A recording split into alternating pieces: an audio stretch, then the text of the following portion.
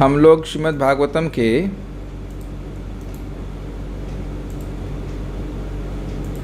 दूसरे स्कंद के 7वें अध्याय के 50वें श्लोक को देख रहे हैं। अब यहाँ पे ब्रह्मा जी 3 अध्याय में जो भगवान की विभूतियों का वर्णन करते आए हैं उसको उपसंहार कर रहे हैं, कंक्लूड कर रहे हैं। तो मेरे पीछे बोलिए, आपके पास फाइल है।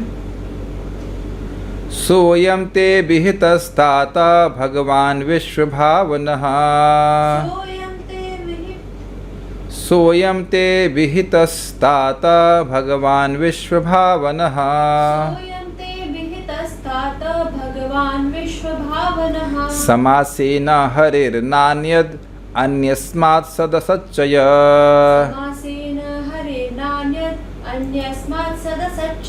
सोयम ते विहितस्तात भगवान विश्वभावनः,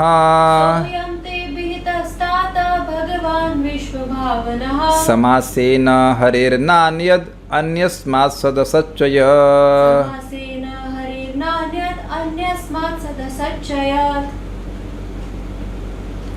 हे पुत्र, ब्रह्मा जी नारद जी कहते हैं, मैंने तुम्हें संक्षेप में प्रकट जगतों के सृष्टा पूर्ण पुरुषोत्तम भगवान के विषय में बतलाया। गोचर तथा तात्विक अस्तित्व का कारण हरि के अतिरिक्त और कोई नहीं है। अनुवाद देखिए। हे तात मतलब हे पुत्र नारद जी, सह अयम वही विश्व भावना भगवान, प्रकट ब्रह्मांडों के सृष्टा पुरुषोत्तम भगवान के विषय में। देखिए, विश्व भावन शब्द से सूचित हो रहा है कि विश्व की सृष्टि करने वाले, और विश्व की सृष्टि कैसे कर पाते हैं? भगवान। क्यों भगवान? क्योंकि षड ऐश्वर्य पूर्ण है। अगर षड ऐश्वर्य पूर्ण ना हो तो पूरे विश्व का सामर्थ्य, विश्व की सृष्टि करने का सामर्थ्य कैसे हो सकता है? इसलिए कह रहे विश्व भावन भगवान। ते समासीन अभितः, तुमको संक्षेप में मेरे द्वारा कहा गया। समास और व्यास का समझना चाहिए। समास का मतलब होता है संक्षेप यानी शॉर्ट, और व्यास का मतलब होता है विस्तार। तो आगे जाके अगले श्लोक में वह उनको विस्तार से करने के लिए कहेंगे ब्रह्मा जी। यहाँ कह रहे हैं मैंने तुम संक्षेप में बताया था प्रश्न को कि क्यों बताया। अब देखिए, इसकी शुरुआत तो चौथा, पाँचवा, 5, 6, 7 5वें अध्याय की शुरुआत में नारद जी के और ब्रह्मा जी के संवाद का उद्धरण देते हैं सुखदेव गोस्वामी। चौथे अध्याय के अंत में जब परीक्षित महाराज जी ने प्रश्न किए थे इस जगत की सृष्टि के संबंध में और सृष्टा के संबंध में, तो उन्होंने कहा यही प्रश्न ब्रह्मा जी से नारद जी ने कहे थे। तो फिर नारद जी ब्रह्मा जी से क्या प्रश्न करते हैं वह 5वें अध्याय की शुरुआत में होती है, और वहाँ वो कहते हैं कि भगवान, हे पिताजी, हम तो यही सोचते थे कि आप स्वतंत्र सृष्टा हैं, जैसे ऊर्ण नाभिर इवक्लमा, जैसे कि एक मकड़ी जिसकी नाभि से ऊन यानी कि धागा निकलता है वह अपने आप सृष्टि करती है, उसी प्रकार से सोचते थे। लेकिन हमको बहुत खेद होता है, हमें बहुत खेद होता है ये देखकर कि आप भी तपस्या में लगे हैं। तो इससे यह सूचित होता है कि आपसे भी परे कोई व्यक्ति है जो आपको संयमन करने वाला है, निमित्त करने वाला है। तो वो सब बात, वो जो प्रश्न वहाँ पे किए गए थे, उन प्रश्नों को उत्तर देने के लिए ब्रह्मा जी ने वर्णन किया कैसे भगवान हरि ही जगत की सृष्टि करता है, उनकी सृष्टियों का वर्णन किया कैसे सृष्टि करते हैं संक्षेप में, और फिर लीला अवतारों का संक्षेप में वर्णन किया, यह भी आपने देखा। तो अब वो कह रहे हैं कि उन भगवान की, तो वही कह रहे हैं कि वही बात कह रहे हैं कि पूरा कंक्लूड कर रहे हैं, यानी कि 5, 6 और 7 में पूरा उन्हें संक्षेप में बता रहे हैं कि किस प्रकार से भगवान, तुमने जो पूछा कि भगवान सृष्टि कैसे करते हैं, आपके ऊपर कौन है जिनकी अध्यक्षता में आप काम करते हो, तो उसको मैंने समासेना संक्षेप में तुमको कहा। ये बात इस प्रकार से कंक्लूड करना है। अब बात यह है कि जब यहाँ कंक्लूजन हो गया है तो दोबारा कुछ कहने की ज़रूरत नहीं है, लेकिन भगवान के प्रेम के वश और आह्लाद के कारण, भगवान का यश बोलने से भक्तों को सुख मिलता है, इस कारण से फिर से कह रहे हैं सद असत चयत, कार्य तथा कारण चाहे जो भी हो, अन्य स्मात मतलब उसके कारण स्वरूप, उन सभी के कारण जो जगत में कार्य हैं और कारण है। सत देखिए क्या है, सत तो है कार्य, इफेक्ट जो हमें जगत में दिखता है, और असत मतलब कारण से प्रधान, उन दोनों के कारण स्वरूप हैं भगवान।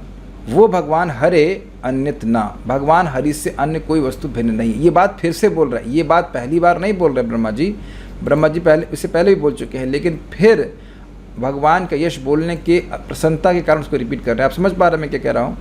सोयम ते वितस्ताथा भगवान विश्व भावना समासेना।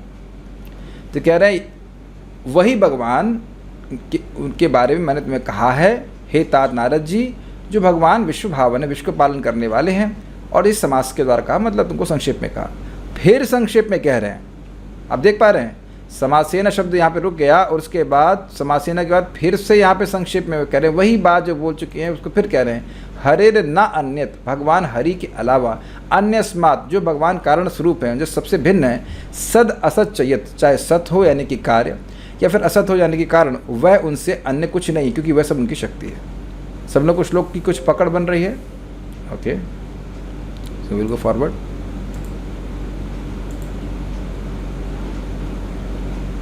श्रीधरी, सोयम इत्यादि श्लोक के द्वारा 3 अध्याय के अर्थ का उपसंहार किया गया। कौन से 3 अध्याय? 5, 6 और 7 का। ब्रह्मा जी ने कहा कि यह मैंने तुम्हें संक्षेप में बतलाया है। सदसत जितने भी कारण कार्य हैं वे श्रीहरि से अन्यथा न अन्यथा अर्थात भिन्न नहीं है, अलग नहीं है। यदि कहें कि जगत को श्रीहरि से अभिन्न मानने पर तो जगत के सारे विकार कारणभूत श्रीहरि में आ जाएंगे, तो ऐसा इसलिए नहीं कहा जा सकता क्योंकि अन्य स्मात अर्थात श्रीहरि कार्यभूत जगत से भिन्न है, क्योंकि वे कारण हैं। कार्य ही कारणात्मक होता है, कारण कार्यात्मक नहीं होता। सर समझने का प्रयास कीजिए। देखिए, अगर कोई यहाँ पे श्लोक को देख के कहता है कि भाई इस जगत की कोई भी वस्तु भगवान से भिन्न नहीं है, लेकिन हम यहाँ देखते हैं कि जगत निरंतर परिवर्तनशील है। ना सतो विद्यते भावो ना भावो विद्यते सतः उभयोरपि दृष्टोस्तस्त्वन्योस तत्वदर्शी भी, हमने भगवद गीता में सुना था।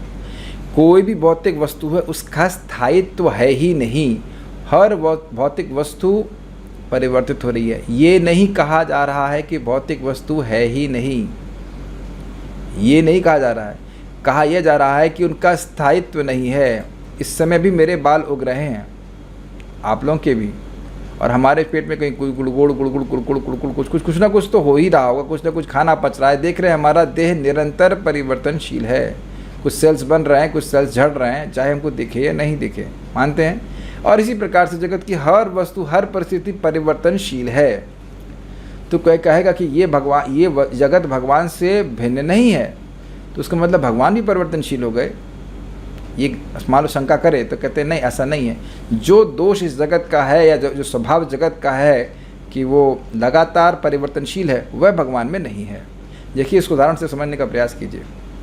सूर्य इस जगत के हर पेड़ पौधे का आधार है, लेकिन सूर्य हर पेड़ पौधे से अलग है।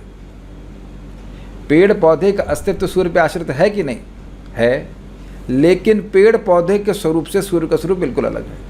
अगर कहें कि जितने भी पेड़ पौधे हैं वो किसकी सत्ता से आश्रित हैं, किसी सत्ता पे आश्रित हैं, तो कहेंगे सूर्य की सत्ता पे। लेकिन कहेंगे सूर्य किसकी सत्ता पे आश्रित है, तो इनमें से किसी की भी नहीं।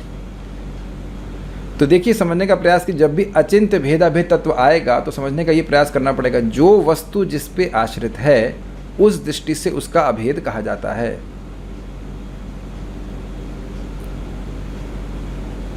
जैसे एक छोटा सा एग्जाम्पल दूँ, आप लोग नाटो के बारे में जानते हो, नॉर्थ अटलांटिक ट्रीटी ऑर्गेनाइजेशन। तो उसमें बहुत सारे देश मिले हुए हैं अपने रक्षा करने के लिए। तो अगर एक छोटे से देश पे भी कोई देश दूसरा देश अटैक करता है तो पूरा संस्था या पूरा समूह उसको अपने पर आक्रमण मानता है और वह उसका बदला देता है। तो आप समझ रहे हैं, वो छोटा देश क्योंकि इस समूह पे आश्रित है तो उससे भिन्न नहीं है। आप समझ पा रहे हैं इस बात को? यस, थोड़ी तो आप लोगों ने हिस्ट्री पढ़ी होगी या कुछ, काफ़ी पुरानी बात है लेकिन पढ़े होगी। इस जगत में भी हम देखते हैं किसी के बच्चे को मारते हैं तो वह व्यक्ति उसका बदला लेता है या उसके प्रति रोष प्रस्तुत करता है क्योंकि बच्चा उससे अभिन्न है। एक डिबूटी माता जी थी, वो भी कमाती हैं और उनके पति भी कमाते हैं। तो उन्होंने मुझे बोला वो हमारे और उनके बीच में कोई भेद नहीं है। तो आपके और उनके बीच में कोई भेद नहीं है? पति और पत्नी में कोई भेद नहीं है, नहीं तो पति और पत्नी क्यों कह रहे हैं? लेकिन अब वो पत्नी का धन और पति का धन वो एक ही धन माना जा रहा है। समझ पा रहे हैं मेरी बात? तो अभेद। अच्छा, एक और एग्जाम्पल दिया जाता है कि अग्नि से ऊष्मा और प्रकाश उत्पन्न होता है। तो प्रकाश और ऊष्मा अग्नि पर आश्रित है, लेकिन आप किसी भी समय अग्नि को प्रकाश और ऊष्मा से अलग नहीं कर सकते। तो बातें समझ में आ रही होंगी। यद्यपि अग्नि में ऊष्मा और प्रकाश से भिन्नता है, लेकिन प्रकाश और ऊष्मा अग्नि से भिन्न भी नहीं है। तो ये जगत भगवान से भिन्न है, भिन्न नहीं है, लेकिन भगवान जगत से भिन्न है। समझ में आया सबको? जगत भगवान से भिन्न क्यों नहीं है? क्योंकि जगत भगवान पे आश्रित है। इसीलिए यहाँ पे शब्द आता है विश्व भावना, विश्व का पालन करने वाले हैं। तो विश्व की सृष्टि पालन करने वाले हैं, इसका अर्थ यह नहीं कि सृष्टि कोई और है। जन्मादि यस्य, जिसका जन्म आदि, जिससे इस जगत का जन्म आदि होता है। जन्म आदि का मतलब जन्म, पालन और संहार जिनसे होता है। तो ये नहीं सोचना चाहिए कि भगवान सृष्टि पालन करने वाले हैं तो सृष्टि और संहार करने वाले कोई और है। तो इसलिए विश्व भावना मतलब पालन करने, पैदा करने वाले, पालन करने वाले, संहार करने वाले सभी भगवान हैं। और इसलिए ये सब पूरा जगत भगवान पे आश्रित है और इसलिए भगवान से अभेद है। लेकिन भगवान का स्वरूप पूरी तरह से अलग है। जैसे इस जगत में आप देख लीजिए, सूर्य की वजह से ही बीज उग रहा है, पेड़ उग रहे हैं, वही सूर्य पालन कर रहा है। और जब अधिक गर्मी हो जाती है तो वही सूर्य पेड़ों को नष्ट भी कर देता है। तो बिल्कुल स्पष्ट समझ में आ रहा है। लेकिन सूर्य का स्वरूप पेड़ों से अलग है। या बादल ले लीजिए, बादल में कितना कितना परिवर्तन आता है। जब उठेगा तो काला बादल बारिश लेकर के, फिर आगे जाएगा, जब बारिश से पानी निकल गया तो सफ़ेद बादल। लेकिन बादलों की सृष्टि सूर्य के द्वारा ही होती है। लेकिन सूर्य बादलों से पूरी तरह से स्वरूपतः अलग है। तो बादल सूर्य से, अब बादल सूर्य ही हैं क्योंकि सूर्य पे आश्रित हैं। इसलिए ये नहीं सोचना चाहिए कि भगवान में विकार आ जाता होगा, क्योंकि भगवान इस जगत को, भगवान का एक कार्य जगत है, तो ऐसा नहीं मानना चाहिए। भगवान कारण है, लेकिन वो कारण भगवान इस कार्य से बिल्कुल अलग है। कार्य मतलब जगत और भगवान कारण है, लेकिन वो कारण बिल्कुल अलग है। ये समझने का प्रयास कीजिए, आगे भी ये प्रश्न किया जाएगा। आप लोग मानते हैं कि मेरे पिताजी का देह भौतिक था, मेरा देह भौतिक है, आप लोगों का देह भौतिक है और आपके पिताजी का भी देह भौतिक है। ऐसे करते करते कहाँ तक जाएंगे आप? ब्रह्मा जी तक। तो ब्रह्मा जी के पिताजी का क्या होना चाहिए? समझ में आया सबको? लॉजिक ये है कि भाई मेरा शरीर भौतिक है तो मेरे पिताजी का शरीर भी भौतिक ही होगा। तो ऐसे करते करते पीछे चले जाएं तो ब्रह्मा जी के पापा का शरीर कैसा होगा? हाँ, वो तो आपको पता है कि चिन्मय है, लेकिन लॉजिक से क्या बोलेंगे आप? लॉजिक से बोलेंगे भौतिक है। लेकिन समझ रहे ना, मेरा जो शरीर है उसके कारण भौतिक, उसके कारण भौतिक, उसके कारण भौतिक। तो भगवान का भी शरीर भौतिक होना चाहिए, लेकिन ऐसा नहीं है। भगवान का शरीर पूरी तरह से चिन्मय है, स्पिरिचुअल है, आध्यात्मिक है। तो समझ गए ना, वो कारण है, लेकिन वे अलग कारण, अद्भुत कारण है, अद्भुत कारण है। बहुत सारी वस्तुएं, सब भौतिक वस्तुएं आ रही, लेकिन भगवान में कुछ भी भौतिक नहीं है। हाँ, यस, इसलिए हमें शास्त्र सुनना पड़ेगा। तो भगवान में कोई प्रकृति का विकार नहीं आता, न रजगुण, न तमगुण, न सतगुण। समझ गए आप लोग, सब लोग? एक और इंटरेस्टिंग बात यहाँ पे जो बताई गई है, कार्य कारणात्मक होता है लेकिन कारण कार्यात्मक नहीं होता। इसका क्या मतलब होता है ना? ये लिखा ना, क्योंकि कार्य ही कारणात्मक होता है, कारण कार्यात्मक नहीं होता। इसका क्या मतलब है? कार्य मतलब इफेक्ट।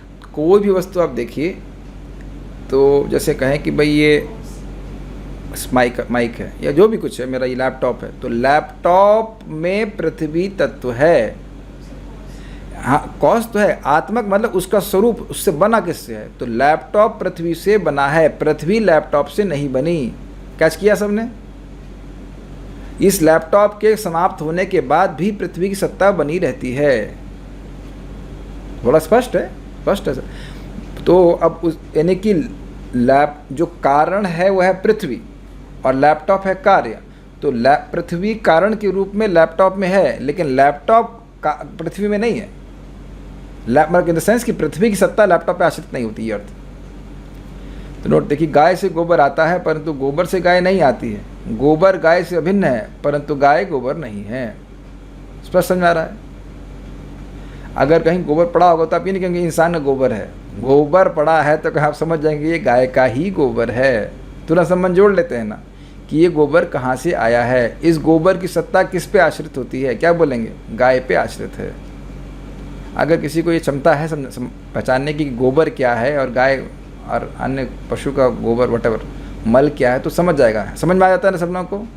ये गोबर है। गोबर पे पाँव पड़ने में तो कोई अपवित्रता नहीं आती है, लेकिन कहीं किसी दूसरे जानवर का मल पड़ा हो तो बहुत खराब मानते हैं, है कि नहीं? तो पहचान लेंगे ना, जैसे आप गोबर देखेंगे, हाँ ये तो गाय का गोबर है।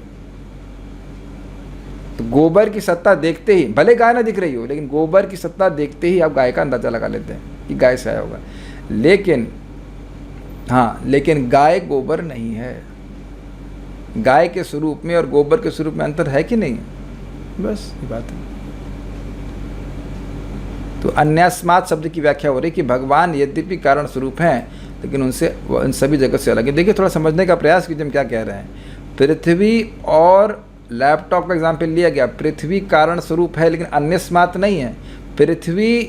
पृथ्वी जो लैपटॉप में है वो दोनों भौतिक हैं, लेकिन भगवान का स्वरूप पूरी तरह चिन्मय है, वो पूरी तरह से इस भौतिक जगत से अलग है। लेकिन कोई भी वस्तु भगवान से अलग नहीं कह सकते आप, क्योंकि वो शक्ति किसकी है? ये है। अब एक प्रश्न मन में आ सकता है कि अब जो भगवान से माया निकली कब? ये प्रश्न मान लो आए, क्योंकि भगवान तो चिन्मय है, तो भगवान से ये शक्ति निकली कब? तो उत्तर है कभी भी नहीं निकली, वह शाश्वत है। आप भगवद गीता में सुनते हैं 5 टॉपिक हैं, ईश्वर, जीव, प्रकृति, काल और कर्म। इसमें कर्म को छोड़कर बाकी सभी चीज़ शाश्वत है। शाश्वत रूप से भगवान की ये सेपरेटेड एनर्जी है। भिन्ना प्रकृति, भिन्न तो समझ रहे हैं, भिन्ना प्रकृति अष्टधा। क्या श्लोक है भगवद गीता के सर? भूमिरापो नलो वायु खम मनो बुद्धिरेव च अहंकारमिति में भिन्ना प्रकृति अष्टधा। ये 8 प्रकार की जो शक्तियाँ हैं, पृथ्वी, जल, वायु, अग्नि, आकाश, मन, बुद्धि, अहंकार, यह मेरी भिन्न प्रकृति है। और उसको समझने का प्रयास कीजिए। भिन्न प्रकृति का मतलब भिन्न प्रकृति, प्रकृति मतलब भगवान पुरुष पे आश्रित, भगवान पे आश्रित, लेकिन भिन्न प्रकृति है। तो भिन्न प्रकृति का अर्थ यह है कि यद्यपि भगवान कण कण में व्याप्त हैं, लेकिन भगवान की उपस्थिति का अनुभव नहीं होता है। ये होता है सारा दर्शनी। इस श्लोक में 3 अध्यायों के अर्थ का उपसंहार स्वयं इत्यादि द्वारा प्रस्तुत है। समासीन अर्थात भगवान का वर्णन संक्षेप में किया गया। उनका किस प्रकार वर्णन किया गया, कैसे वर्णन किया गया अभी तक? तो कहते हैं सत अर्थात कार्य, अर्थात समष्टि व्यष्ट्यात्मक जगत। ओहो, एक भक्त तो नींद आना शुरू हो गई। वाह, कम से कम कथा का ये प्रभाव तो है कि नींद आ रही है अच्छे से। और कितने डेयरिंग है, मेरे सामने सो भी रहे और वीडियो भी ऑन है। चलिए, हमने आइडेंटिटी को डिस्क्लोज ना करने की शपथ ले रखी है, इसलिए नाम नहीं बोल रहे हैं, सोइए मत। तो प्रभु जी, भागवत का तो ये इफेक्ट, ये कार्य ही है कि नींद अच्छी आती है।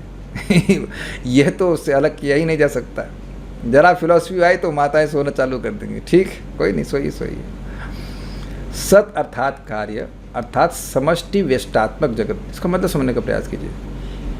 हम सब लोग कथा सुन रहे हैं, तो अब मैं कहूँ श्रोताओं, तो जैसे मैं आपको श्रोताओं कहता हूँ, तो आप सब लोगों को समष्टि रूप में संबोधित कर रहा हूँ, एक ग्रुप में।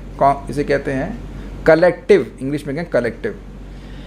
और मैं कहूँ व्यष्टात्मक, राजेश प्रभु, अब मैं आपको व्यष्ट्यात्मक रूप से यानी इंडिविजुअल रूप से एड्रेस कर रहा हूँ। तुंग विद्या, वरुण प्रभु, रत्नभूषिता माता जी, इस प्रकार रोशन कुमार, ऐसे करके मैं एक एक व्यक्ति को नाम बुला रहा हूँ। तो ये एक एक व्यक्ति, तो आप देखो ना, ये पूरा समूह, पूरा जगत को एक साथ ले लीजिए और एक एक इंडिविजुअल यूनिट के ले लीजिए जो हमारे जगत में दिख रही है। वो तकिया है, शीशा है, जो कुछ भी है, वो सब कार्य कहा जाएगा, इसको सत कहा जाएगा।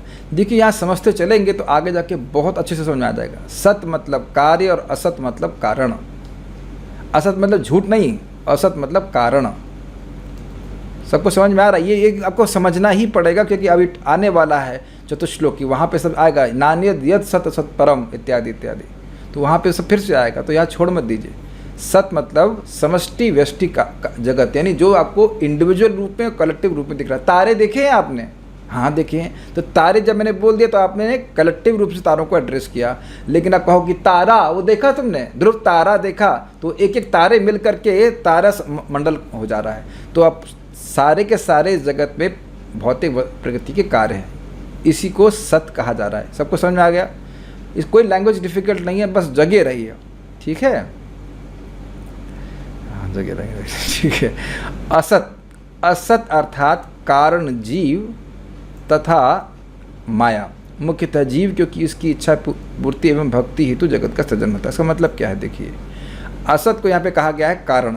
तो आप जानते हैं कि जगत की सृष्टि का कारण क्या है? जीवों की भोग इच्छा, बद्ध जीवों की भोग इच्छा, वह कारण है। और इस कारण भोग इच्छा भी कारण है, और कुछ उनमें से जीव ऐसे होंगे जो योग करके भगवान की प्राप्ति करेंगे। तो भगवान इस जगत की सृष्टि इसलिए करते हैं ताकि जीवों की भोग इच्छा को पूर्ति हो जाए, और उनमें से कुछ जीव जो भोग करके बोर हो गए और भक्ति संग प्राप्त हो जाता है, वह योग करके भगवान के पास चले जाएं। तो जीव मुख्य रूप से कारण है जगत की सृष्टि के, लेकिन सृष्टि होती है माया के द्वारा। अब जानते हैं माया यानी अविद्या, विद्या और प्रधान।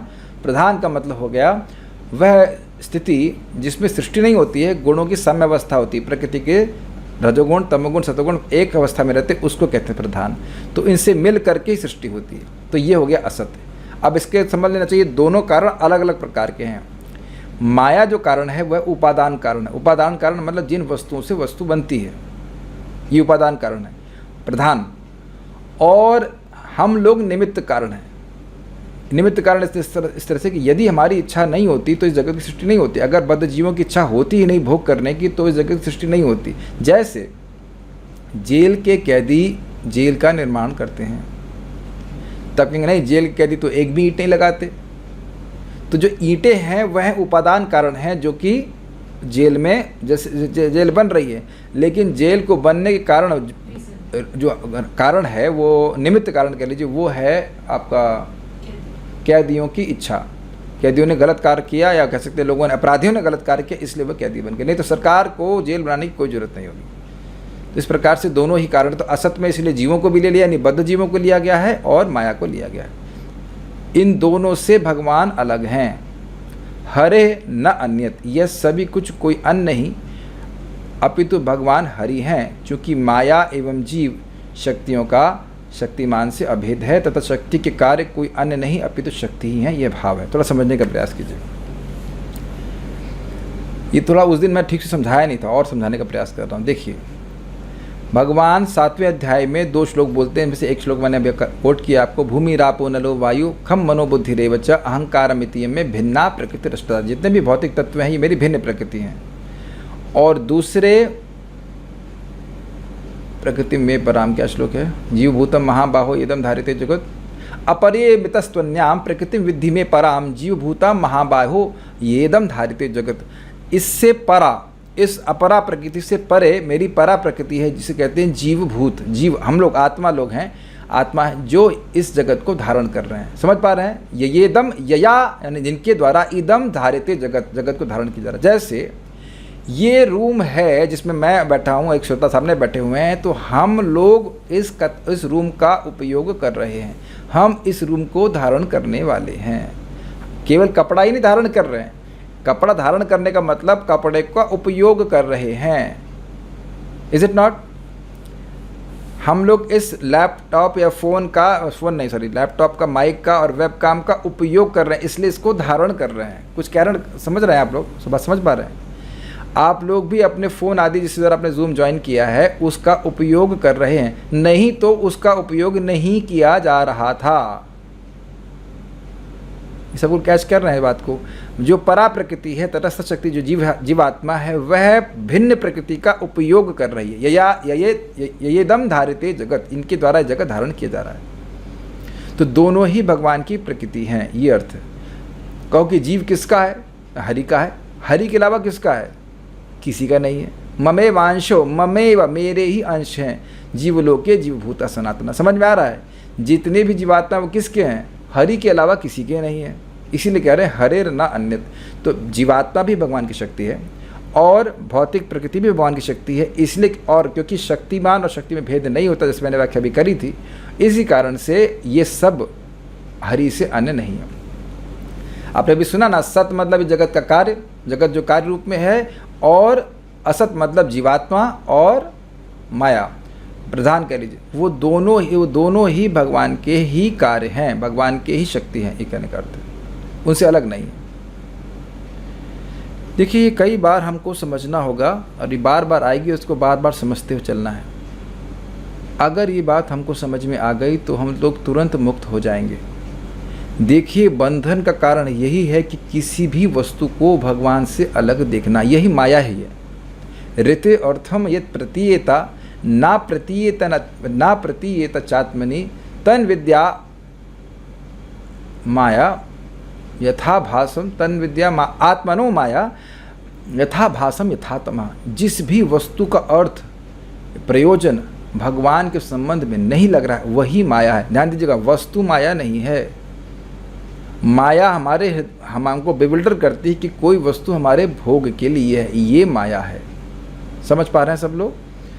तो ये तो तत्व है कि सब कुछ भगवान की शक्ति है, इसलिए भगवान की सेवा में ही नियोजित किया जाना चाहिए। ये व्यक्ति को तुरंत ही मुक्त कर देता है। सबको समझ में आ रहा है? केवल सुनने वाली बात नहीं है, सुन करके समझने वाली बात है कि हमारे आसपास जो भी वस्तु है उसके भोक्ता एकमात्र भगवान श्री कृष्ण हैं। हम सुन तो लेते हैं लेकिन फिर भूल जाते हैं, इसलिए फिर सुनना जरूरी है। कोई बात जब क्लास में एग्ज़ाम देना हो और याद न रहे तो व्यक्ति उसको बार बार याद करता है जब तक कि भूले नहीं। अगर हमने कुछ भी भोग किया है जिसको इसका संबंध भगवान से नहीं है, इसका मतलब इस श्लोक को नहीं समझे। कैच किया सबने? Quite difficult, quite heavy. लेकिन अगर किसी भी वस्तु के प्रति भोग बुद्धि का निर्माण हो रहा है, भगवान को समर्पित नहीं कर रहे हैं, भगवान के संबंध में नहीं देख रहे हैं, तो इसका मतलब है कि हम माया में हैं। अच्छा चलिए, अगर आपको ना समझ में आए, मान लीजिए कोई, हाँ अभी हम लोग कुछ दिन पहले वेडनेसडे थर्सडे को हम लोग वरुण प्रभु के यहाँ गए थे। कुछ समय के लिए घर में रुके हुए थे। तो ये फ्रिज लेके आए। अब फ्रिज का उपयोग हमें करने दिया जा रहा है, लेकिन अगर मैं ये सोचने लग जाऊं कि ये फ्रिज मेरा है तो वरुण प्रभु क्या कहेंगे? प्रभु जी माया में हो आप, ये मेरा फ्रिज है। अच्छा, ये किचन तो मेरा है ना? नहीं, ये मेरा किचन है, आपको यूज़ करने दे रहा हूँ। अच्छा ये रूम तो मेरा है ना? समझ गए ना वरुण प्रभु? चलिए, आप हमारा सम्मान करते नहीं कहते, लेकिन और कोई व्यक्ति आकर तुरंत क्लेम करने लग जाए ये बेड मेरा है, ये बेडशीट मेरी है, ये कूलर मेरा है, मेरा क्या तुम्हारा दिमाग खराब है? यही बोलेंगे ना। जैसे ही कोई व्यक्ति आपके घर में आकर ये क्लेम करना शुरू कर दे कि इसकी एक पिन भी उसकी है, एक पिन भी उसकी है, आप क्लेम नहीं करोगे तुम पागल हो गए हो, ये सब वस्तुएं मेरी हैं। प्लीज़ कोई विरोध कीजिए अगर विरोध करना चाहते हैं। और नहीं, अगर आप ऐसा करें, नहीं हम ऐसा नहीं कहेंगे, तो फिर तो चोरों के लिए आप दरवाज़ा खोल देंगे। चोर तो यही बोल रहा है ना, ये वस्तु मेरी है, ये वस्तु मेरी है, स्तेन एव सह। आप समझ गए? और फिर बंधन लगेगा, फिर जेल में जाना पड़ेगा। यही तो हो रहा है ना। आपकी कोई जेब काटता है तो क्या बोलता है? ये पैसा मेरा है। तेरा पैसा नहीं है, तुम मान रहे हो कि तुम्हारा पैसा, वहीं बंधन आ जाता है। Is it okay? इसीलिए अगर व्यक्ति समझे कि सब कुछ भगवान का है, भगवान को समर्पित करके इस्तेमाल करे, तो कोई दिक्कत नहीं है, वो नहीं फंसेगा। ये बहुत बड़ा महत्वपूर्ण कंसेप्ट है अचिंत्य भेदाभेद का। Okay, go forward. वह भगवान द्वारा किस प्रकार उद्बुद्ध होती है? इस पर कहते हैं अन्यस्मात्, अर्थात भगवान उन सत असत शक्तियों से भिन्न हैं, क्योंकि भगवान तटस्था एवं बहिरंगा दोनों शक्तियों के प्रति अनासक्त हैं, अतः भगवान तत्संबंधी दोष से रहित हैं। भगवान के अभेद को बाद में भागवत में वर्णित किया जाएगा। थोड़ा समझने का प्रयास कीजिए, बड़ा सूक्ष्म पॉइंट है। भगवान से किस प्रकार से प्रकट होती हैं, ये प्रश्न बड़ा गंभीर है। जैसे इस जगत में माँ के देह से बच्चा उत्पन्न होता है, तो बच्चे का शरीर भी भौतिक है और माँ का शरीर भी भौतिक है। जो बच्चे के शरीर में विकार आते हैं वो माँ के शरीर में भी विकार आते हैं। जन्म, वृद्धि, स्थिति, विपरिणाम और क्षय और उसके बाद मृत्यु। Is it not?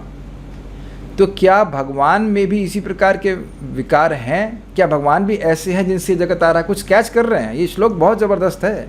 अन्यस्मात् शब्द का मतलब है नहीं, भगवान इस तटस्थ शक्ति और जीव शक्ति से भिन्न है, वो अलग है। कैसे अलग हैं? भगवान के स्वरूप में ये माया शक्ति और जीव शक्ति के दोष बिल्कुल नहीं विद्यमान है। Is it okay? अब प्रश्न आएगा कि जीव का दोष क्या है? जीव भी तो सच्चिदानंद विग्रह है। जी हाँ है, लेकिन वह माया के द्वारा प्रभावित हो जाता है, वह अविद्या से ग्रसित हो जाता है। भगवान इस प्रकार से अविद्या से ग्रसित नहीं होते। और माया का क्या दोष है? माया को तब जानते हैं, माया अविद्या से ग्रसित, अविद्या स्वरूपिणी है और त्रिगुणात्मक है। भगवान में तीनों गुण नहीं होते, न रजगुण, न तमगुण, न सतगुण। तो फिर भगवान से कैसे आ रहा है? आ रहा है, भगवान का स्वरूप है। ये भगवान की अचिंत्य शक्ति है कि यद्यपि ये तीनों गुण भगवान से बिल्कुल संबंधित नहीं, इन द सेंस कि भगवान की सत्ता, भगवान के शरीर में कहो कि रजोगुण है कि तमोगुण है, सतोगुण है, तो कुछ नहीं है। भगवान के विग्रह में ऐसा नहीं, वो सच्चिदानंद विग्रह हैं, लेकिन शाश्वत रूप से इन गुणों को नियमन करने वाले हैं। अगर सीधे सीधे कहें, सामीप्य और नियामक का संबंध भगवान का है। भगवान इस जगत में प्रवेश करते हैं, अंडांतरस्थ परमाणु चयांतरस्थम, प्रत्येक परमाणु में है, प्रवेश किए हैं, लेकिन समीप हैं और नियामक हैं, टच नहीं करते। ये भगवान का अद्भुत वैभव है। तो इसलिए कह रहे अन्यस्मात्, इन सत और असत दोनों से अलग हैं भगवान, कारण स्वरूप हैं, अलग हैं, लेकिन उनके दोष से युक्त नहीं है। नेक्स्ट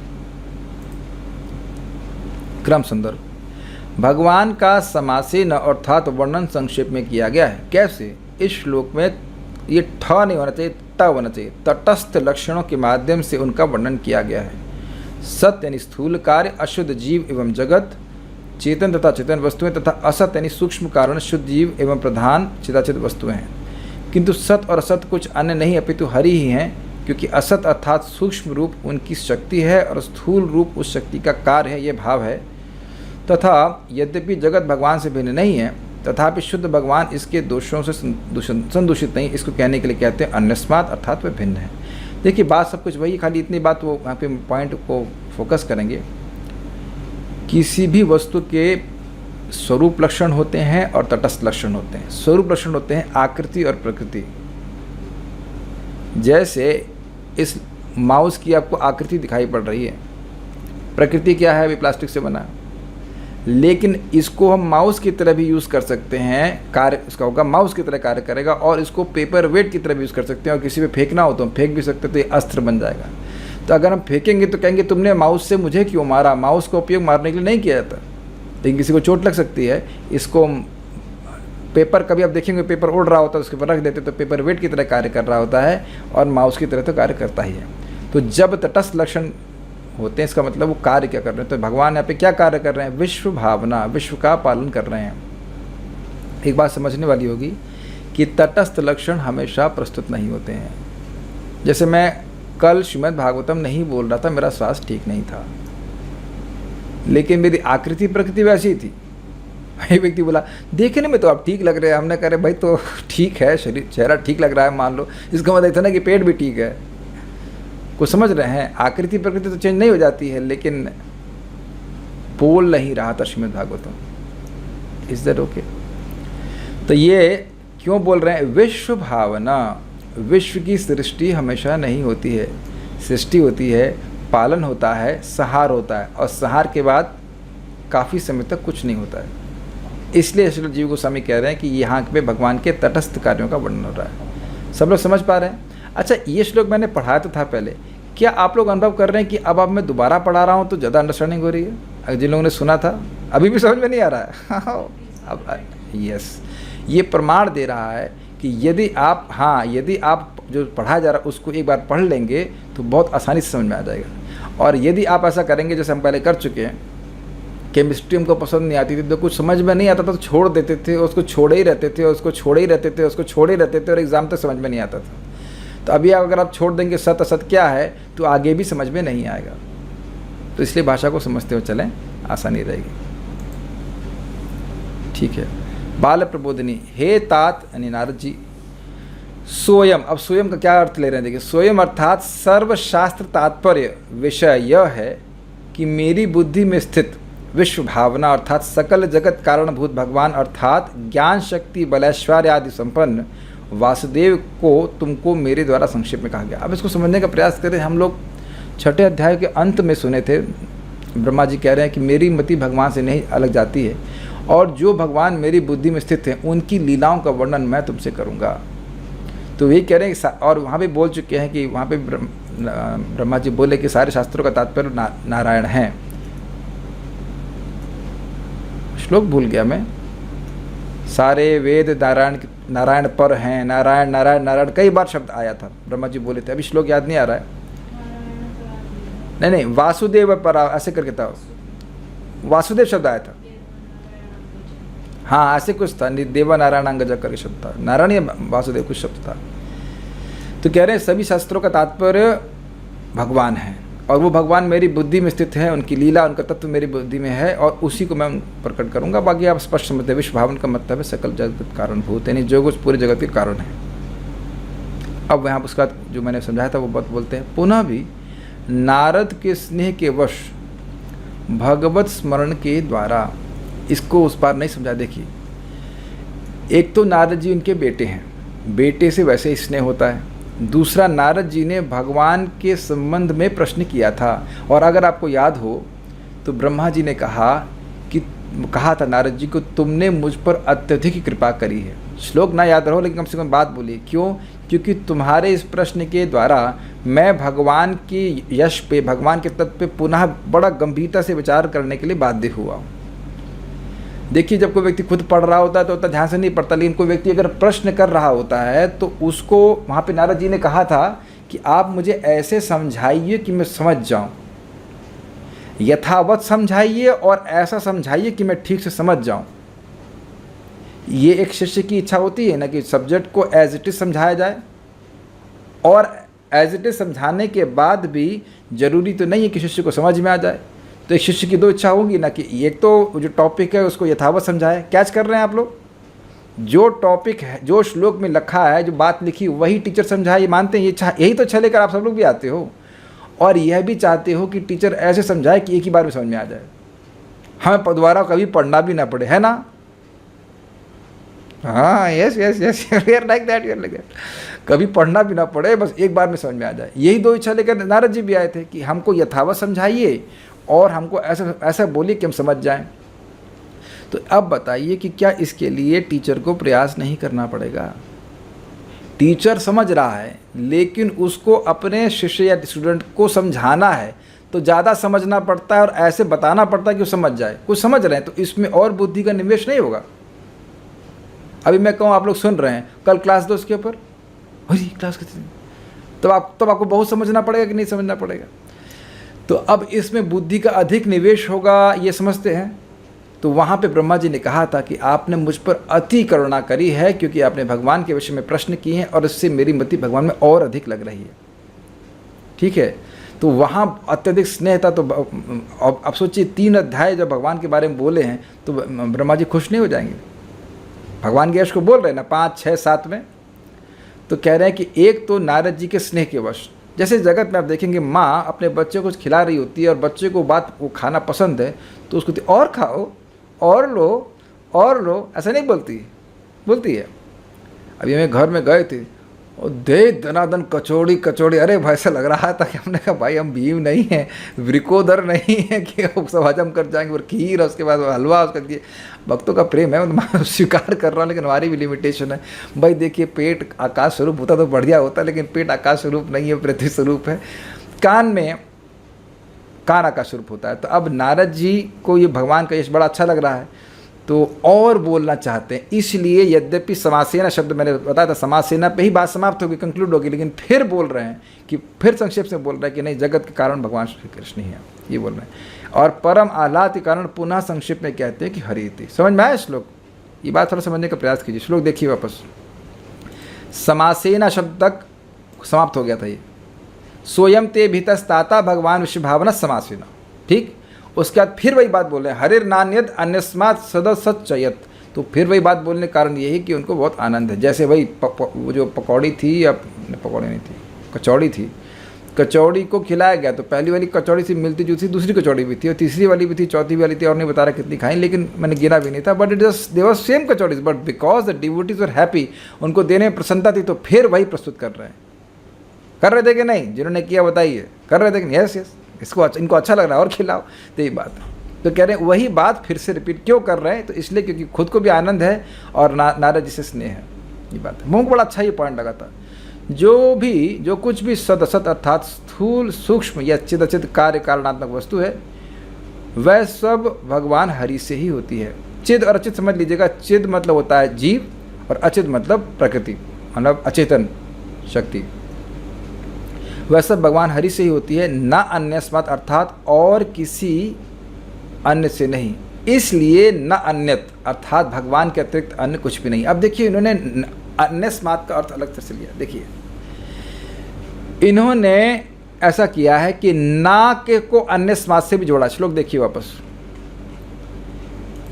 ना अन्य दिख रहा है यहाँ पे, हरेर ना अन्यत, और उसके बाद इन्होंने क्या किया, ना को अन्यस्मात् से भी जोड़ा, ना अन्यस्मात्, हरिर ना अन्यस्मात्, और कोई व्यक्ति भगवान इस जगत का कारण नहीं है, इसलिए ना अन्यत।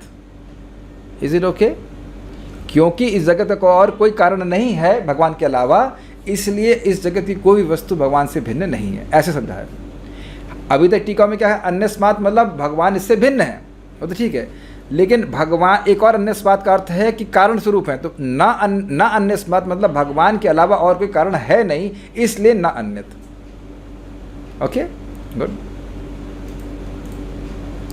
प्रभुपाद जी का तात्पर्य, चूँकि समान रूप से हमें नाशवान भौतिक जगत तथा भौतिक जगत पर अधिकार प्राप्त करने में प्रयत्नशील बद्धजीवों का ही अनुभव है, अतः ब्रह्मा जी ने नारद जी देव को बताया कि यह अनित्य जगत भगवान की बहिरंगा शक्ति की करामात है और यहाँ पर संघर्ष कर रहे बद्धजीव भगवान की तटस्था शक्ति है। अब ये बड़ी सुंदर बात है। देखिए, अगर हम श्रीमद् भागवतम को नहीं सुनते तो क्या कभी हमको समझ में आएगा या हमारे चित्त में आएगा कि वैकुंठ जगत है जहाँ पे जीव पूर्ण स्वतंत्रता में भगवान श्री कृष्ण की, विष्णु की सेवा करते हैं। बहुत खतरनाक बात प्रभुपाद बोल रहे हैं। सामान्य रूप से मतलब कोई बिरला ही कोई ऐसा व्यक्ति होगा जिसे वैकुंठ के पार्षदों का दर्शन हुआ होगा। हम इस जगत में क्या देख रहे हैं, भोगी जाने वाली वस्तुएं और उनको भोगने वाले जीव। वह जीव नहीं, लोग। जीवात्मा के रूप में तो कोई दिखता नहीं है, तो हम क्या करेंगे, बोलिए क्या करेंगे हम लोग? हम भी भोग ही करेंगे। Is it not? सब लोगों ने कैच किया इस बात को। सामने वाले की कार है तो मैं भी कार ले आऊँगा यद्यपि मुझे जरूरत ना हो। इंग्लिश में कहते हैं monkey see monkey do and we monkeys only see other monkeys. अगर से कहा जाए तो इस जगत बंदर, इतने खरबूजे को देख के खरबूजा रंग बदलता है। हमको नहीं दिखते कोई भी व्यक्ति भगवत प्राप्ति में लगे, भगवत प्राप्ति के प्रयास में लगा हुआ व्यक्ति हमको जगत में नहीं दिखते, केवल भोग प्राप्ति में लगे रहते हैं। क्यों? क्योंकि उनको भी अन्य भोग प्राप्ति में लोग लगे हुए जीव ही दिखते हैं। और ये नहीं समझ पा रहा है, कोई इस जो भोगों में लगा वो व्यक्ति नहीं समझ पा रहा है कि ये वस्तु भगवान की है, मैं भी भगवान का हूँ, ये नहीं समझ पा रहा है। तो इसलिए भगवान बता रहे हैं कि इस जगत में जो कुछ भी है भगवान का। कैच किया आपने प्रभात का तात्पर्य से शुरू किया हुआ है। जगत में हमें दिख रहा है वस्तुएं और उसको भोगने वाले जीव, लेकिन ये दोनों किसके हैं ये नहीं समझ में आ रहा। इसलिए ब्रह्मा जी बता रहे हैं कि दोनों ही भगवान हैं। परम पूज्य राधा गोविंद महाराज बहुत सुंदर बात समझ में कहते हैं, बिल्कुल प्रासंगिक है कि हम सबको भगवान ने आंखें दी हैं, कान दिए, हाथ दिए, लेकिन हम यह प्रश्न कभी नहीं करते कि हमें दिए किसने हैं और किस लिए दिए।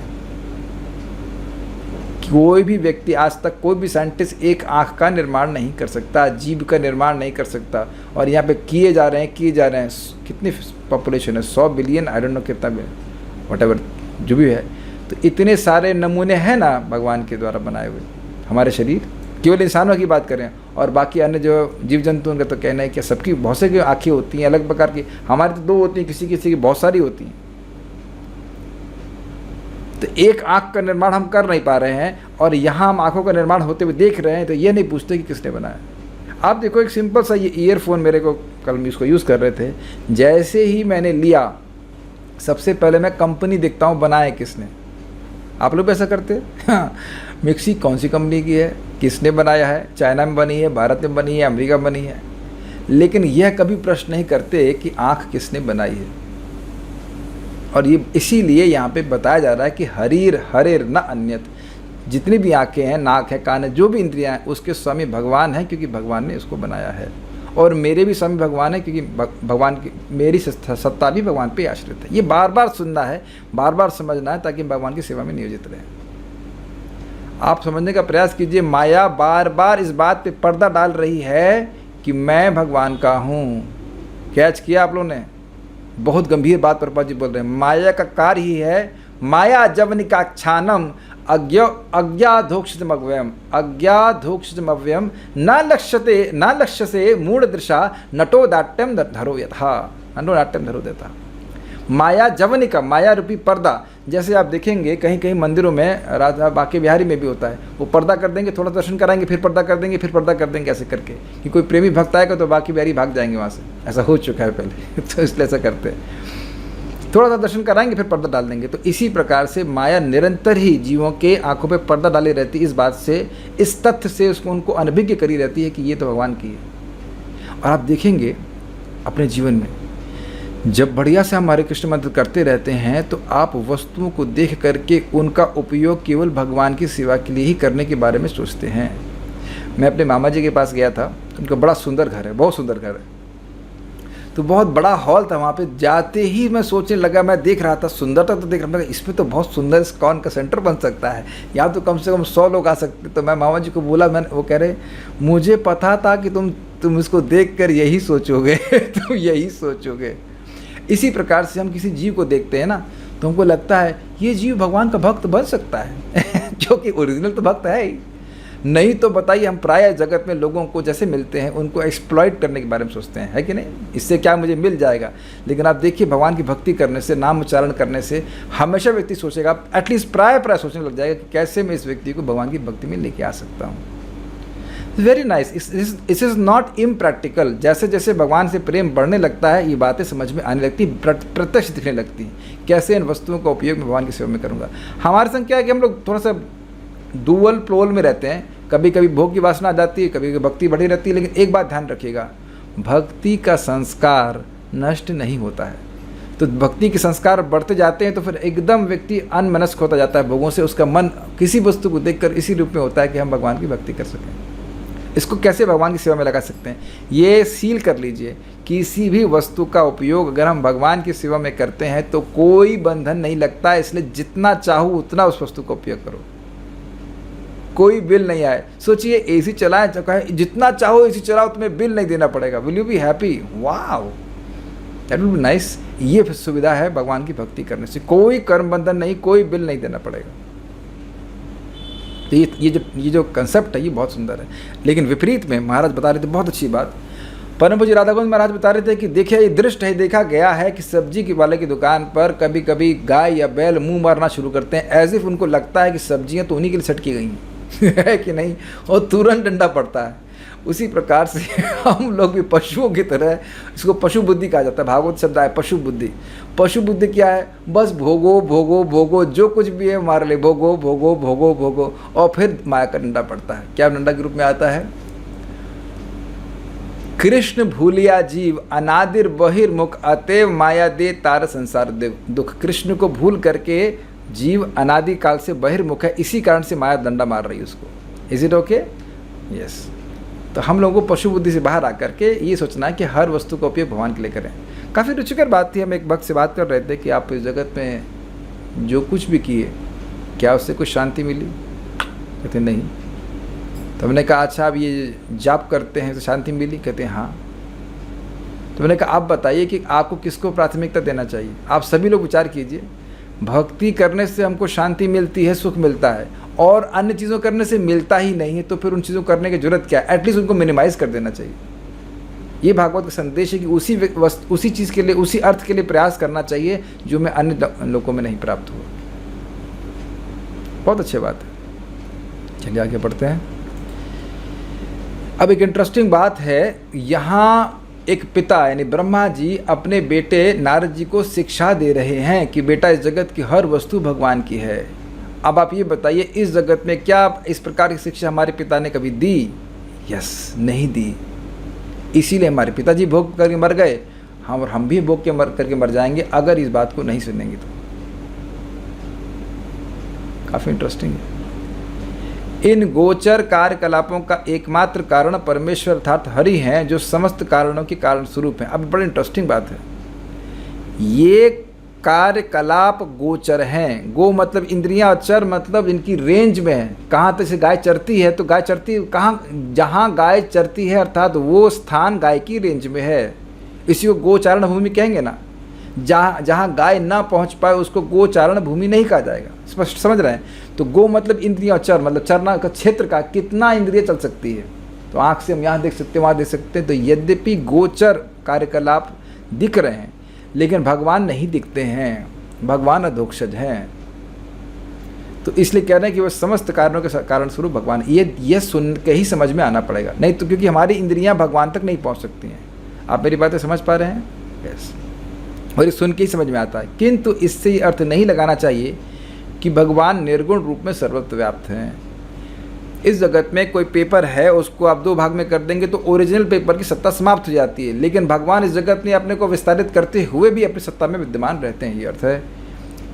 इसको उदाहरण समझा जाता है कि देखिए सूर्य है, सूर्य बहुत सारे जलाशयों में प्रतिबिंबित हो रहा है, लेकिन इसका अर्थ यह नहीं कि सूर्य के रूप में उसकी सत्ता जो है समाप्त हो जाती है। उसी तरह भगवान परमात्मा के रूप में अणु में व्याप्त हैं, फिर भी अपने धाम में वो रहते हैं। वे इन समस्त बहिरंगा तथा तटस्था शक्तियों की अंतः क्रिया से पृथक रहने वाले। इसकी मैंने व्याख्या भी कर दी। भौतिक प्रकृति में परिवर्तन आ रहा है, भगवान उससे अलग हैं, और जीव भोग रहा है प्रकृति को, उससे भी भगवान बिल्कुल अलग हैं, अलूफ हैं, पृथक हैं, ये कह रहे हैं। भगवद गीता में 9.4 में पुष्टि की गई है, मया तदम इदम सर्वम जगत न, हाँ, जगत अव्यक्त मूर्ति ना मस्थानि सर्वभूतानि ना चाहम तेषु अवस्थितः। भगवद गीता में पुष्टि की गई है कि भगवान अपनी शक्तियों द्वारा ही सर्वत्र व्याप्त हैं। जो कुछ भी प्रकट रूप में है वह उनकी शक्ति पर निर्भर है, किंतु पूर्ण पुरुषोत्तम भगवान होने के कारण वे प्रत्येक वस्तु से अलग हैं। इसका उदाहरण आप सूर्य और सूर्य की किरण से समझा दिया था मैंने, वैसे आप समझ लेना। शक्ति तथा शक्तिमान एक होने पर भी एक दूसरे से पृथक हैं, इसकी व्याख्या भी मैंने आपको कर दी थी। भगवान को इस दुखमय संसार की सृष्टि के लिए भला बुरा नहीं कहा जा सकता, जिस प्रकार की राजा को राज्य में कारागार बनाने के लिए दोषी नहीं ठहरा जा सकता। जो राज सत्ता की आज्ञा उल्लंघन करते हैं उनके लिए कारागार रूपी संख्या अनिवार्य है, मतलब इतने साल तक तुम्हें रहना पड़ेगा, अनिवार्य है। इसी प्रकार भगवान ने इस दुखमय भौतिक संसार की क्षणिक सृष्टि उन लोगों के लिए की है जो उनको भूल गए हैं और इस झूठे संसार पर प्रभुत्व जमाने का प्रयास कर रहे हैं। तो आप समझ लीजिए कि भगवान चाहते क्या है। भगवान ये चाहते हैं कि हम उनको याद रखें और इस संसार पर प्रभुत्व जताने का प्रयास न करें। अब एक प्रश्न है कि झूठा संसार क्यों बोल रहे हैं? झूठा संसार मतलब जहां वास्तविकता नहीं है, जैसे मृग मरीचिका झूठा पानी है। लेकिन जब आप बोल रहे हैं झूठ, तो सच्चा पानी नहीं है कहीं पे, पानी की प्रतीति हो रही है। तो अगर पानी ही झूठ होता तो उसकी प्रतीति नहीं होती है। मेरी बात समझ पा रहे हैं? मेरा रिफ्लेक्शन इस कैमरे के द्वारा आपके पास आ रहा है, मैं ही अगर ना हूं तो रिफ्लेक्शन नहीं हो सकता है। मेरी सत्ता है तो उससे रिफ्लेक्शन हो रहा है। Reflection is dependent on the real object. Prabhupada ji पहले श्लोक के प्रथम स्कंद के प्रथम अध्याय के प्रथम श्लोक में इस बात को समझाते हैं। पानी की प्रतीति हो रही है, पानी है नहीं मृग मरीचिका में, लेकिन इसका अर्थ यह नहीं कि कहीं भी पानी है ही नहीं। सुख की प्रतीति हो रही है लेकिन सुख यहाँ नहीं है, इसका अर्थ यह नहीं कि आध्यात्मिक जगत में सुख है ही नहीं, वहाँ भी सुख नहीं है। नहीं तो सुख की प्रतीति कैसे होती? Is it okay? और दूसरे अर्थ में आप कहें झूठा संसार इसलिए कहा जा रहा है कि देखिए वस्तुतः प्रकृति के 3 गुण ही हैं, रजोगुण, तमोगुण, सतोगुण, और उनके ही बने हुए उत्पादों को हम भोगने का प्रयास कर रहे हैं, अलग अलग रूप में, अलग अलग नाम दे करके। मेरी बात आप समझ रहे हैं? एक ही 3 गुण हैं, उन्हीं से पूरी जगत की सृष्टि हुई है, और हमको यहाँ बहुत विविधता दिखती है, और जिस रूप में वस्तु में वैसी दिखती नहीं है। क्या अपनी पत्नी बच्चे हमें त्रिगुणात्मक दिखते हैं? किसी की पत्नी या पति शरीर छूट देता है तब भी उससे लिपटता है कोई। ये देह नितांत दुखमय है और फिर भी इसमें हम सुख का भावना कर रहे हैं। ये बेवकूफ़ी नहीं है, मूर्खता नहीं है।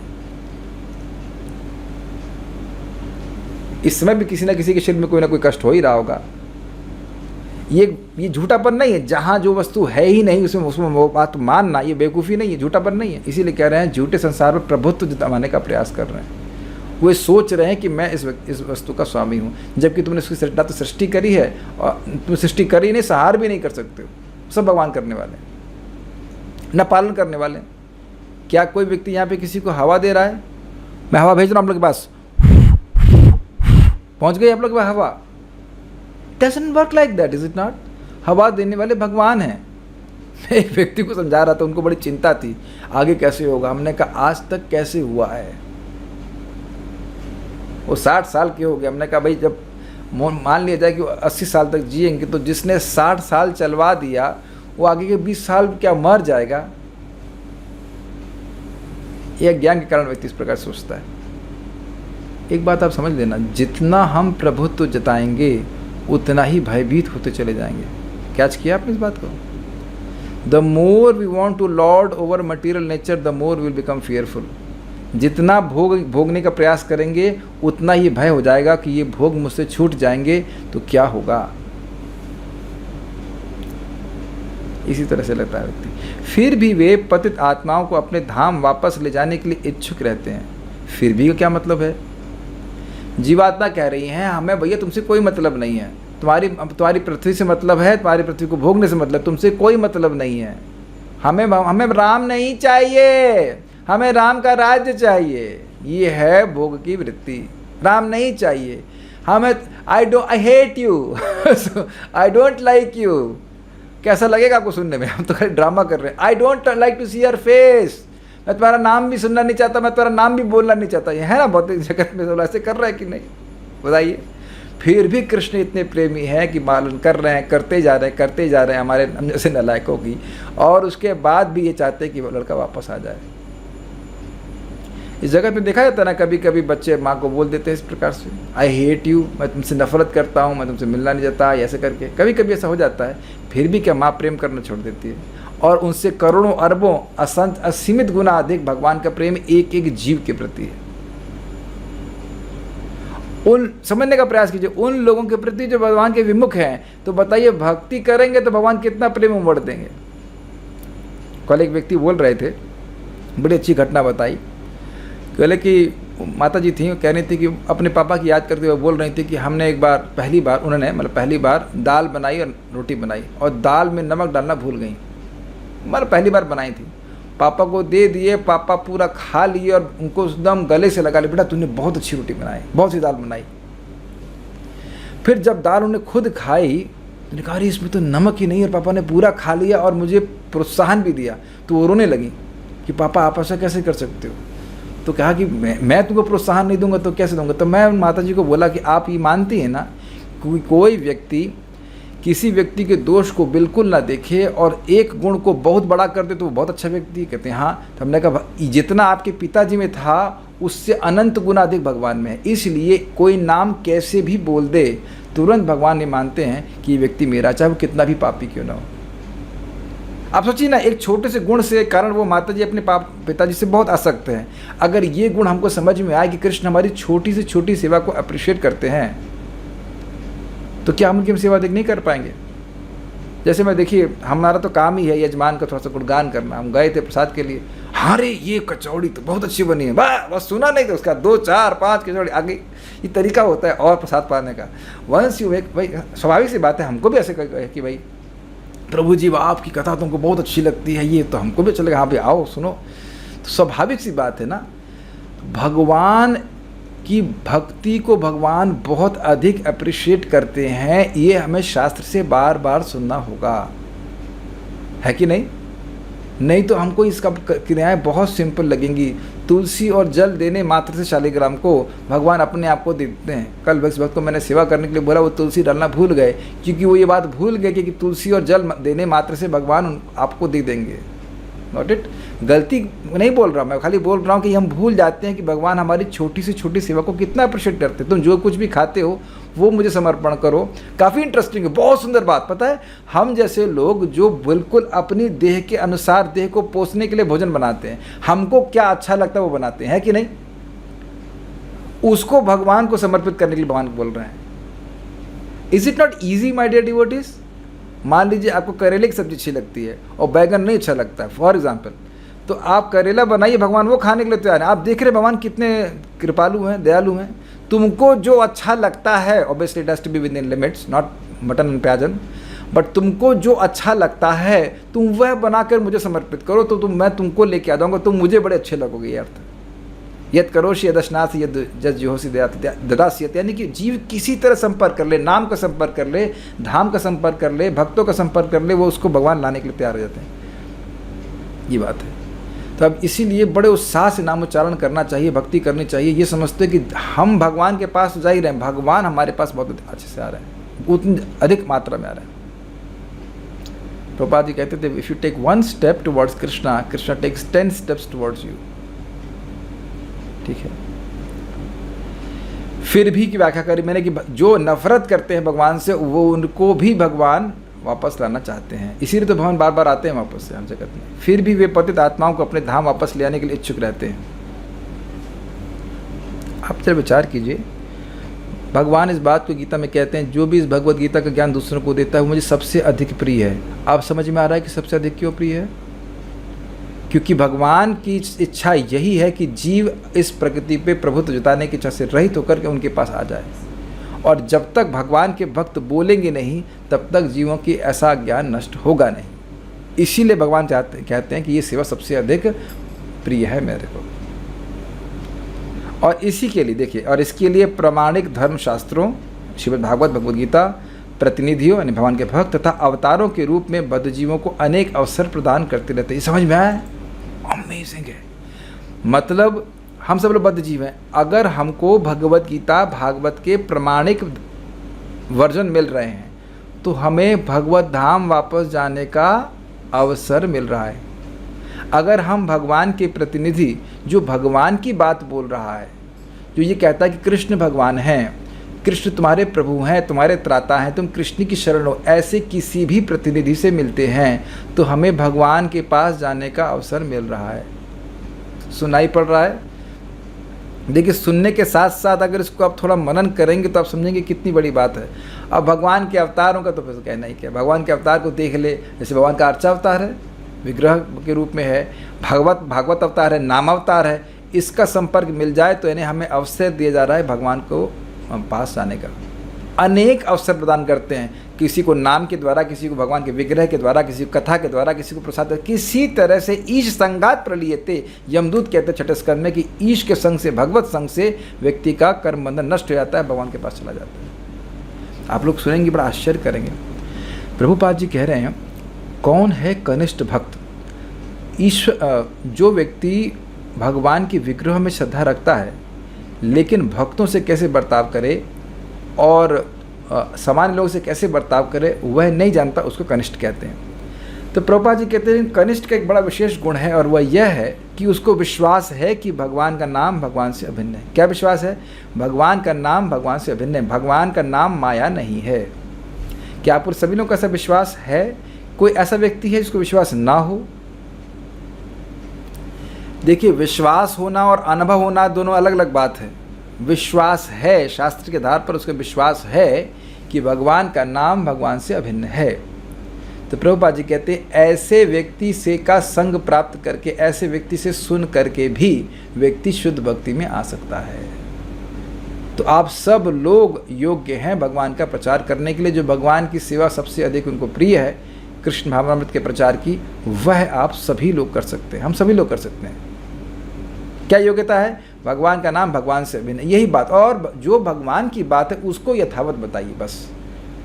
तो इसके द्वारा आप एक जीव को जो अनादि काल से जगत में सड़ रहा है, और यदि हमने नहीं बताया तो अनंत काल तक, पता नहीं, अनंत तो नहीं बोल सकता, कितने काल तक सड़ता रहेगा, उसको मौका दे रहे हैं। अब इसमें जरूर बात बोलूँगा ज़बरदस्त।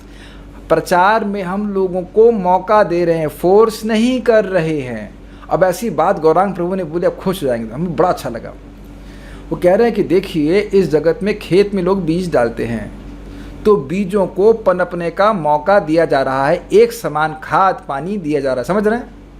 लेकिन सारे बीज नहीं पनपेंगे, एटलीस्ट इस समय नहीं पनपेंगे। Is it okay?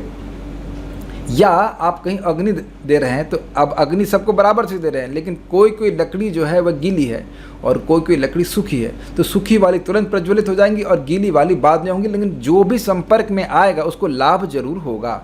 हमको बहुत अच्छा लगा, और काफ़ी समय से मेरी स्ट्रैटेजी चेंज हो भी गई है इस संबंध में कि भाई जो लोग भी हमारे संग कृष्ण भावना में आएंगे, अब मैं इच्छा तो यही करता हूँ कि वो भागवत के अंत तक रह जाएँ लेकिन ज़रूरी नहीं कि वो टिकेंगे।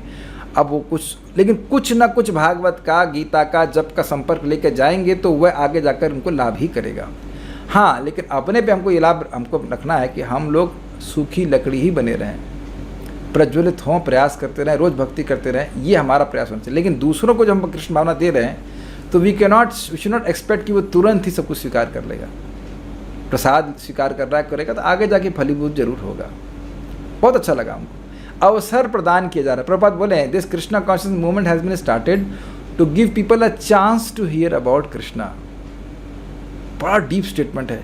कृष्ण के बारे में प्रामाणिक रूप से सुनने का अवसर प्रदान किया।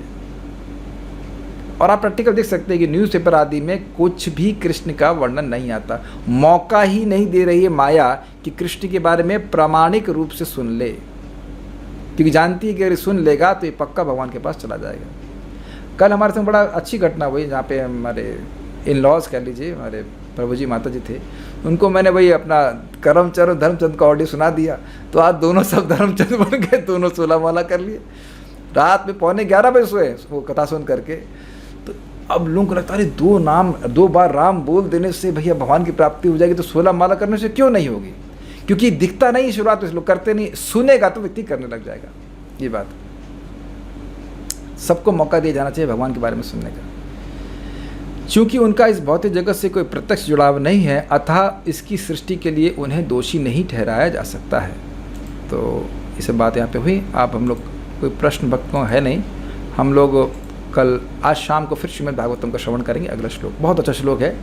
भागवतम के बारे में सुना करके ब्रह्मा जी कुछ नारद जी को आज्ञा देते हैं, भगवान ने चाहा तो जरूर चर्चा करेंगे। Thank you all very much. Shrimad Bhagavatam की जय, श्रील प्रभुपाद की जय। निताई गौर प्रेमानंदे।